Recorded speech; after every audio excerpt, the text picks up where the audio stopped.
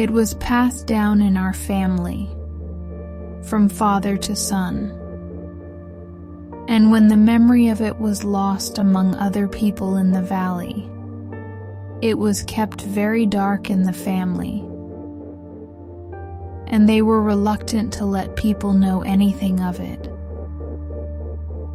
It was only talked about inside the family, so that no member should forget what it is that builds a house and destroys it, that brings blessing and takes it away. But it seems to me that the longer time goes on, the more necessary it is to talk about it to show how far people can go in arrogance and pride.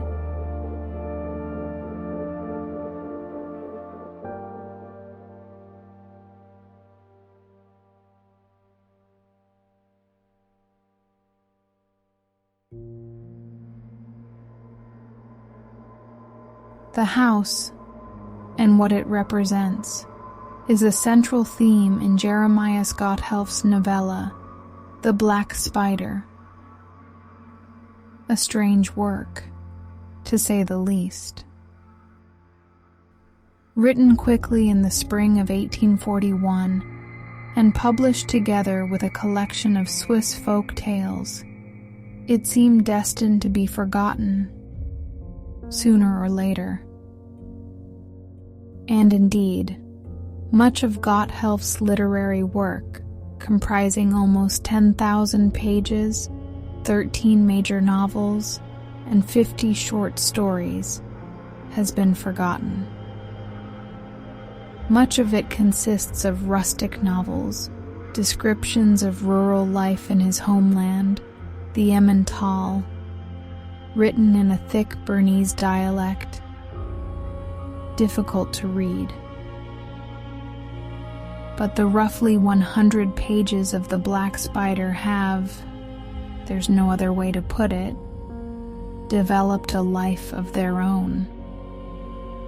They have an effect that is difficult to explain. Thomas Mann stated that he admired The Black Spider like no other piece of world literature. But what is it about? Nothing less than the battle between good and evil. What happens to a society when it forgets God? Or worse, when it makes a pact with the devil? And what is it that can still bring salvation? It is a story that spans generations. Circumstances may change, appearances may change, people may die, and new life may be born. Old houses may be torn down, and new ones built. But some truths remain the same, eternally. In a house, a stately, well-kept farmhouse, standing alone in a narrow but fertile valley where life flourishes and old customs are still observed. In this newly built house, so the story begins, a group of people gather early one spring morning. Maids and farm servants are busy cleaning around the house, while inside there is a flurry of activity. Food and drinks are prepared. The best tableware is taken out of the cupboard. Today, generosity is on display. The grandfather, who owns the house, leans on his stick and looks over everything with satisfaction. The house is bathed in a Sunday glow. Not for nothing did the earth built by God's hand and the house built by man's hand gleam in purest adornment. Today, a festal holiday, A star in the blue sky shone forth upon them both. It was the day on which the Son had returned to the Father, to bear witness that the heavenly ladder is still standing, where angels go up and down, and the soul of man too, when it wrenches itself from the body. That is, if its salvation and purpose have been with the Father above, and not here, below on earth. The reason for this festive effort is that a child's christening is being celebrated on this Ascension Day. After breakfast, people go to church. However, the actual service is hardly mentioned. Gotthelf writes, "The pastor preached very finely and penetratingly, all about man's life being nothing more nor less than an ascension towards heaven. But the godmother could not arrive at a proper devotional state of mind, and by the time they left the church, she had already forgotten the text." This is the prelude to what is to come, because little do they know that they are about to receive a sermon of a whole different kind. After church, everyone sits crowded around the dining table in the grandfather's farmhouse, and course after course of rich food is served. Cheese, pastries, soup, meat, wine, coffee. When it's time to get some fresh air, the group sits down in the shade of an apple tree. Everyone feels comfortable and at ease on this beautiful day. And as they sit idly in the grass, their gaze wanders to the grandfather's fine new house. Everyone praises it. But something is strange. An ugly black piece of wood sticks out from the facade. It was installed as a window post, but its dimensions don't fit. It is clearly older, much older. So the guests wonder why it has not been replaced. This is where the first part of the frame story ends. Now begins the first of two stories embedded in the frame story. They are told by the grandfather, who is initially reluctant to tell them. For these two stories are about the black spider's two appearances in the valley, and with it, unspeakable horror. The strange window post on his house holds a secret. Something dwells in its wood.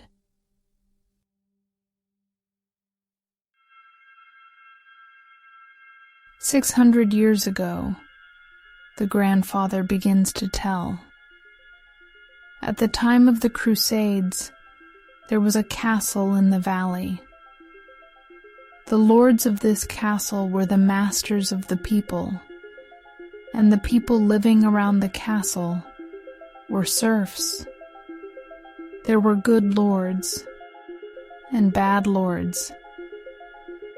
And at the time when the black spider was to appear for the first time, a particularly evil knight ruled over the people. This man, Hans von Staffeln, was the first to have the idea of building that very castle on a hill in the valley. And the peasants had no choice but to obey. They left their plows in the fields and hauled stones for the construction. The wild knights around Hans von Staffeln, ruthless and sadistic, drove the peasants on with whips. The castle was eventually completed, but summer was already approaching, and the peasants urgently needed to tend to their fields. The women and children had already suffered severe hunger. Hans von Stauffen, however, had other plans. To be more comfortable in the summer sun, he ordered the peasants to build a tree-lined avenue for a shady walk. To do this, they had to dig up 100 full-grown beech trees, roots and all, transport them to the castle hill, and replant them. And all this within a single month. If they failed, the knight's wrath would be merciless. Hopelessness overwhelmed the peasants.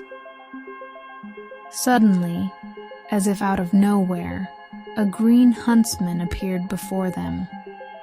He was tall and lean, with a red feather in his hat and a little red beard on his dark face with its pointed chin. The green huntsman looked pitying when he heard about the peasants' difficult situation and offered them his help. He would help them transport the beech trees with his team of cattle, if only they could agree on a small payment. This gave the peasants new hope. "Well, tell us what you require so that we can make an agreement," the peasants said. "As I was saying, I don't ask for much," the green huntsman replied, whose eyes now gleamed like snake eyes. "Nothing more than an unbaptized child." This hit the peasants like a thunderclap. Now that they understood who was standing before them, the peasants fled in terror. Surely none of them would agree to such a deal, right? Right?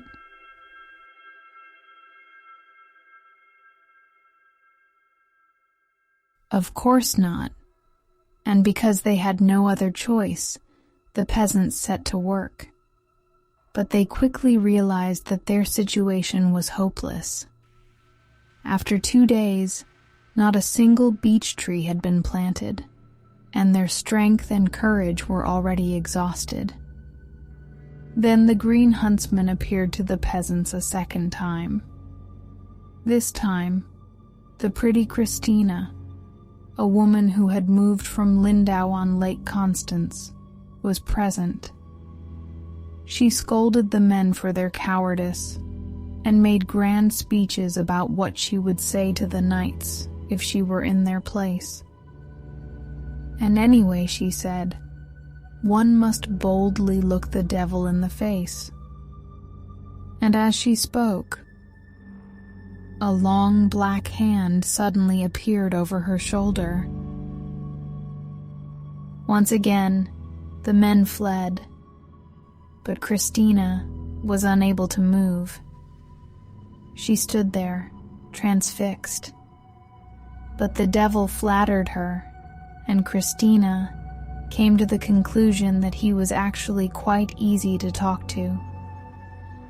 In any case, you could cheat him, just as you could cheat any other men. And so, the deal was sealed, with a kiss from the green huntsman on Christina's cheek. But she kept it to herself, at least for now. That night, to add to the misery, there was a storm the likes of which no one in the valley had ever seen before. The people of the valley sought refuge in the nearest house. At first, it was just thoughts. Thoughts of the kind that are born in times of great need and pain. But gradually, those thoughts formed into words.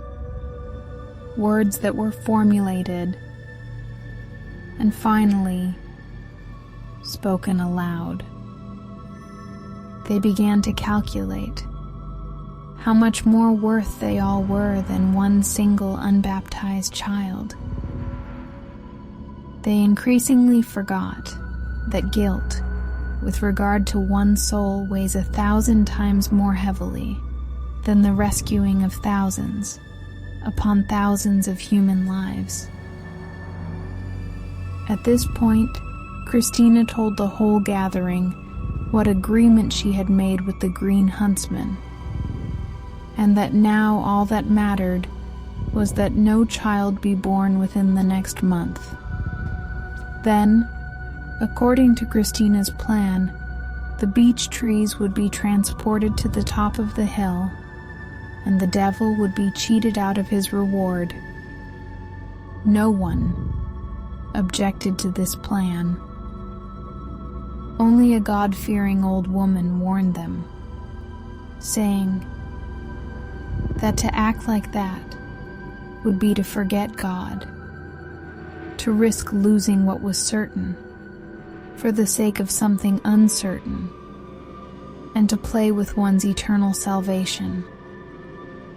Whoever had to do with the evil one would never escape from him, and whoever gave him a finger would lose body and soul to him. Nobody could help them from this distress but God. But whoever forsook God in time of trouble would himself be lost in time of trouble. But this time, her concerns were brushed aside. The decision had been made, and sure enough, within a month, the shaded walkway stood in front of the castle. How the Green Huntsman managed to do this, no one knows for sure. Only an innocent boy claims to have seen red squirrels, pulling the beech trees through the air and flying them up the hill at night. The peasants rejoiced, and relief quickly turned to arrogance, and arrogance turned to mockery of the Green Huntsman. But with each passing day, the day when a child was to be born, inevitably drew nearer.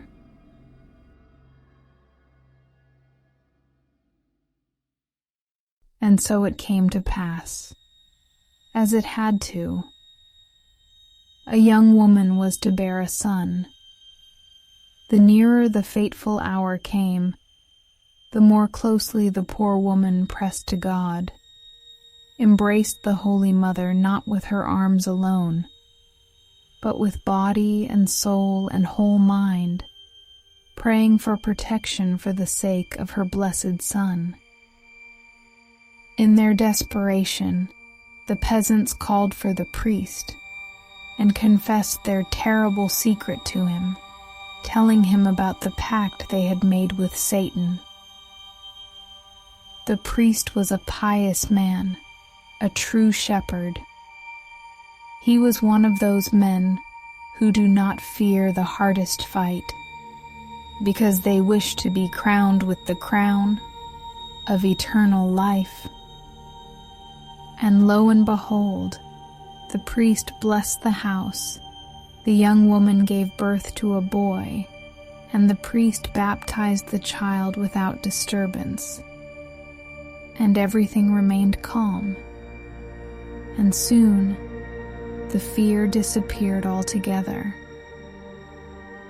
Only the priest of the Lord urged them to be fearful and to pray, but they did not listen to him. Christina was also present at the birth. The moment the priest baptized the child in the 3 holy names, she felt as if someone were suddenly pressing a red-hot iron on the spot where she had received the Green Huntsman's kiss. And this pain on her cheek burned more and more with every passing hour, like the poisonous sting of a wasp. But there was nothing to be seen, except for a small, black thing, an almost invisible spot. She could no longer sleep. Food no longer tasted good to her. She wandered around, aimlessly, weighed down by heavy thoughts. Then it happened that another woman was expecting a child. But the peasants were no longer worried. After all they had to do was call the priest in good time. But that wasn't the case for Christine. The pain on her cheek became more and more terrible as the day of birth drew nearer, and what had initially been just a small black spot began to change shape.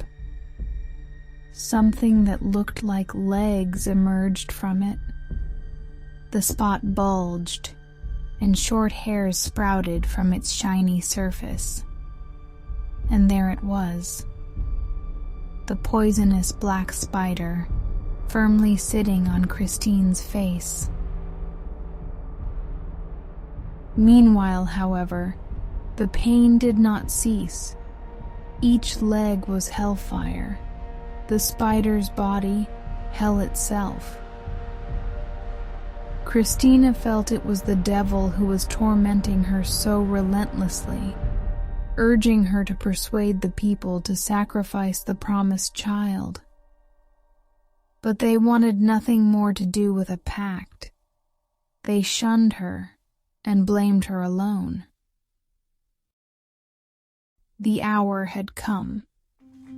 Then the good priest came running up. In desperation, Christine threw herself before him in the road, clasped his knees, begged for release from her hell, for the sacrifice of the child that was not yet born. But he pushed Christina aside to save the child's soul. And just in time the child was baptized, and thus saved. And in the house over which the hand of the Lord was, rejoicing began over the new victory. Outside, however, Christina lay on the ground, overcome with excruciating pain. The spider on her face swelled higher and higher until countless little black spiders were sent out from the spider itself in all directions. The cheering people in the house were suddenly interrupted by the terrible roar of their cattle in the barn.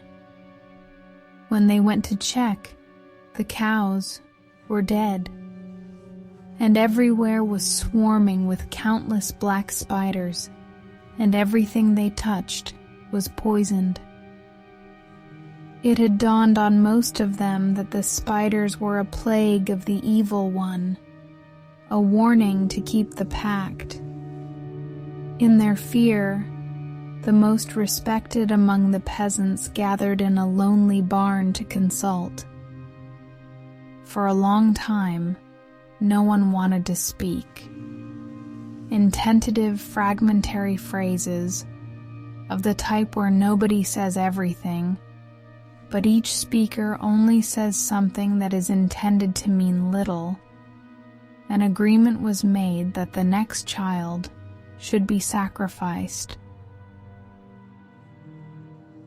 On that dreadful night when this gathering took place, a young woman wept, though she did not know why at the time. An indescribable fear weighed on her heart, even though she should have been joyful, as she was expecting a child. When the hour came, she had no support, except her mother-in-law, a pious woman who prayed with her and comforted her, while outside the peasants, led by Christina, were making plans to get hold of the child. She now understood what was happening and tried to stifle the newborn's cries, but it was too late. The door flew open, and Christina took the child from her. Hesitation and horror seized the men as Christina came out with the stolen child. The anticipation of a terrible future was revealed to them, but nobody had the courage to stop the deed.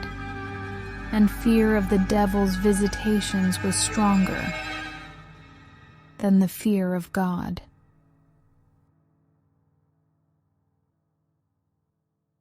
Christina ran into the night with the stolen child to meet the green huntsman and hand it over to him. And when she did so, the spider on her cheek had grown so large that it became one with Christina. Christina herself was now the black spider. The priest hurried in the opposite direction, ready to do whatever it took. And at the last moment, he was able to grab the child, bring it back into its mother's arms, and baptize it. The priest, this faithful warrior of the Lord, knew the price he was paying, and he paid it gladly. When he grabbed the child, he had touched the poisonous spider. He was doomed to an agonizing death. The people in the valley sensed that the worst was about to happen. Now, for the first time, they truly felt in their vacillating souls what it means to consent to buy oneself off with an immortal soul from earthly trouble and distress. Now they felt that there was a God in heaven who would avenge himself terribly for all the injustice that is done to poor children who cannot defend themselves. The black spider was now running amok. Not even Hans von Staffeln and his knights were safe in the castle on the mountain. The spider killed them all. The spider was indestructible. There was no hope.